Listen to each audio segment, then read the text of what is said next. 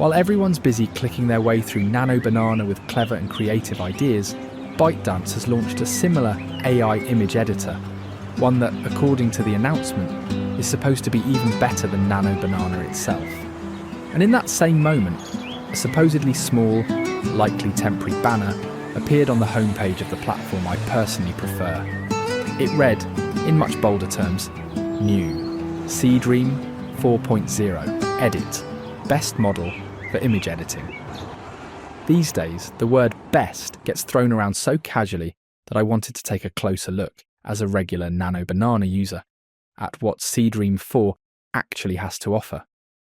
That's why, in this video, you'll see a side-by-side comparison between Google's 2.5 Flash image model, aka Nano Banana, and Seedream 4.0 Edit from Bytedance. The focus here isn't on their full range of features, but rather on a selection of simple and complex editing tasks. Let me say this right at the start. Both platforms delivered results I honestly didn't think were possible. Stick around and you'll see what I mean. I'll wrap it up at the end with my final thoughts on both. Let's start with the bigger question. What does a perfect prompt look like for Nano Banana or Seedream 4? Can you use the exact same wording for both platforms? Or do they follow different rhythms? Does it work with a short prompt? Or do you need detailed descriptions? I went through the official guidelines and pulled out the most important keywords used for editing. That's how this chart came together. With these core commands, you can handle most tasks inside the editor. You'll find a more detailed breakdown in the video description. One tip up front: if you want a really precise prompt, just ask ChatGPT, Claude, or something similar. Describe your scene and say, "Follow the official platform guidelines." Write me a matching prompt. Both Nano Banana and Seedream 4 have published prompt rules. You'll find the links in the video description. Let's dive in. By the way, the full list of prompts is in the pinned comment. Scene 1. I wanted to start with a real challenge, something that looks nearly impossible to solve. This image, created in Midjourney, shows two people captured in a fisheye-style selfie. The faces are heavily distorted, and you only see the upper bodies. To make things worse, both people are male and roughly the same age. Here's my tip. If you want to use characters across multiple scenes, it really helps to isolate them first and create source images from different angles. That way the AI gets a consistent visual structure to work from, because it knows exactly what the figure looks like from several perspectives. So, can both editors handle the challenge? Let's find out. Scene 2. This one's all about character recognition and clean cutouts. And here's the result. Pretty insane, right? The core prompt was something like, remove the background and show me the full body of the person in the brown jacket, standing in a neutral pose. I gave Seedream the same task, with a long prompt, this, with a short prompt, that. Now we've got the front view of the character. Scene 3 is almost the same as Scene 2, but this time I used the final image from Scene 2 and prompted, show the same person in a full body side view. And finally, Scene 4. I also need a rear view, for example, to show an over-the-shoulder perspective. What this shows me is that, as long as the AI can clearly follow the details, you don't always need to over-engineer your text. What's a story with just one character? Exactly. That's why this cheerful guy enters the game. Scene 5. Another Midjourney image, and of course, I needed a clean cutout for the next steps in the campaign. Scene 6. The isolated cartoon-style figure. Both platforms did a solid job, but already here, you'll notice something that becomes even more obvious later on.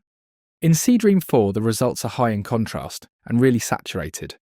Scene 7 adds a new source image, also generated in Midjourney. It shows the fortress walls in an icy landscape. That's the setting where I want to place both characters. The task this time, extend the visible image area. Sure, I could easily do that with Midjourney's external image editor, fair enough. But I wanted to see how Nano Banana and Seedream handle it. Scene 8, the familiar 4-image layout. Left, Nano Banana.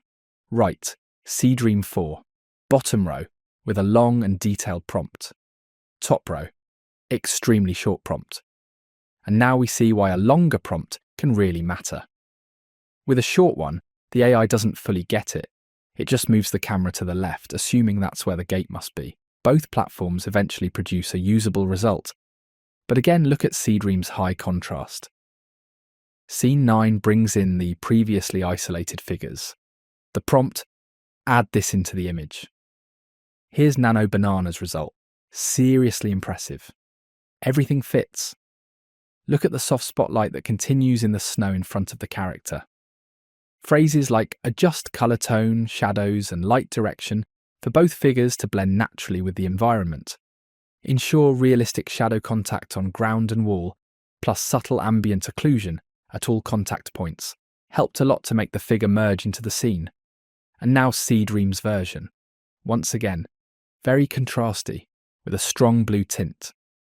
Earlier I mentioned 2 characters. Here's the result. Part 2 of Scene 9. This time I used 3 reference images, the neutral background of the fortress, plus both characters. The first part of the prompt, using the provided image of the medieval gate, add both characters based on their reference images. The person, image 1, fights with the person, image 2. One option you have is to predefine the position and posture of each character by sketching it out in blue and red directly on the image. In the prompt, you then simply say, replace blue sketch with, and replace red sketch with. Next task, new setting. Enough with the snow, time to head into the jungle, into the world of the Maya. Scene 10 is essentially about one thing. Change the background from a snowy medieval castle to a lush green jungle with an ancient Aztec temple. With the short version, you're basically handing over creative control to the AI. The images don't have to be worse, but the moment you describe the scene in detail, you're the one in charge, not the model. And yes, short prompts can work too. Take Scene 11. The prompt was short and simple. Change the perspective to a high angle, looking down from above. Nano Banana delivered a shot that feels like a frame from an animated film. As for Seedream 4, only the Bytedance AI knows what it was trying to do here. And then comes another scene change, Scene 12. Who doesn't love lying on the beach in some faraway paradise? Our 2 protagonists clearly do, though they're still dressed standing in the water and apparently still mid-fight. This is more or less the result from Seedream 4. Scene 13 is all about changing the camera angle, and there'll be more of that later on. Vast sky in the background. Here's a little trick. By explicitly mentioning vast sky, you're nudging the AI to show more of the sky, which means the camera gets pushed further down, looking up. The perspective in Seedream's version is completely off. By the way, ever since the first prompt where I inserted both characters into the fortress scene, I haven't used any additional reference images for them. I wanted to see how much and how quickly the AI would start to drift from the original look. And as you can see here, not much of the original figures remains after 5 edits. With Nano Banana, you can still vaguely tell where they came from. Seedream 4 isn't doing much better. So the only real solution is to keep feeding your reference images back into the process. Tell the AI again and again, this is what the characters are supposed to look like. Now back to this character, this time paired with a second one. That's Scene 15. The next task, try out different camera angles. First up, change the camera to a high angle shot. This works really well, whether it's one character or 2, on both Nano Banana and Seedream 4. Same goes for extreme close-up. Both editors follow the prompt exactly. Seedream even goes the extra mile and adds a bit more depth to the image. If you want a POV shot from the photographer's perspective, that works great too. But things get tricky with a low angle shot, also known as bottom view or worm's eye view. No matter how many times I tried, Nano Banana just wouldn't respond to that.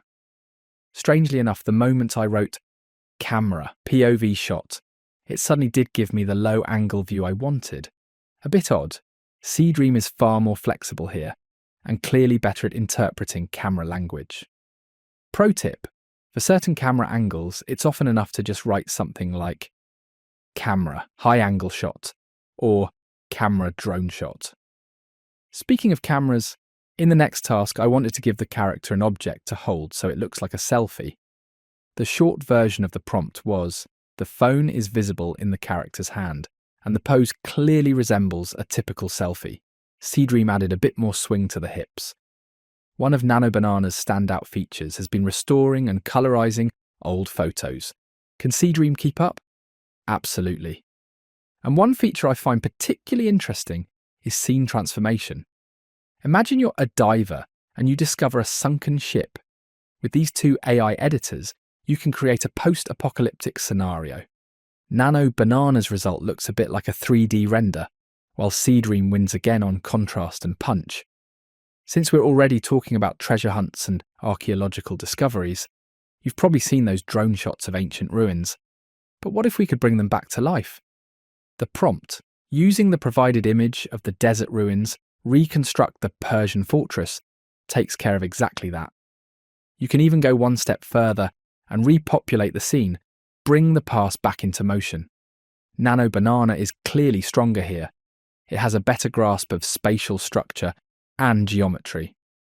Seedream's extremely high contrast rendering style feels totally out of place in this context. And now it gets even more interesting. Have you ever had just the idea for a story and maybe sketched out the first frame? I have to say what's now possible with Nano Banana and Seedream 4 Edit is both brilliant and a little heartbreaking. At least for someone like me who spent years studying and working in design. Ideas turn into concepts, concepts turn into images, images become clips and clips become a video, all in a few steps. All you need is a visual style to anchor the whole thing. And finally, something completely absurd. I gave both platforms the following prompt. Someone wrote this. Identify who it might have been based on their handwriting. Female or male, based on the paper, the writing tool, and the style of the script. What historical period are we looking at? And despite several attempts, both platforms seemed fairly convinced. This was most likely written by a woman at the end of the 19th or early 20th century. Well, what can I say? AI likes to play detective too. So here's my conclusion. Honestly, I'm speechless. First we had image generation, now full-on image editing. You can create an entire visual universe. The big challenge is still resolution. Nano Banana, at least for now, maxes out at 1344 by 768 pixels. That means you'll probably need an upscaler, though that can slightly alter the image itself. Seedream 4 gives you a full range of export sizes, and in the custom settings, you can already push it up to 3840 by 2160. That's seriously impressive. I've heard OpenAI is planning to launch its next max powerful image editor too. Whether that's just a rumour, we'll have to see. But one thing's clear, everyone wants a piece of the image editing market, and that's great news for users, because it means more tools, more options, more control. And here's one last thing to keep in mind. Turn those images into videos, ideally with start and end frames. That's when it gets wild.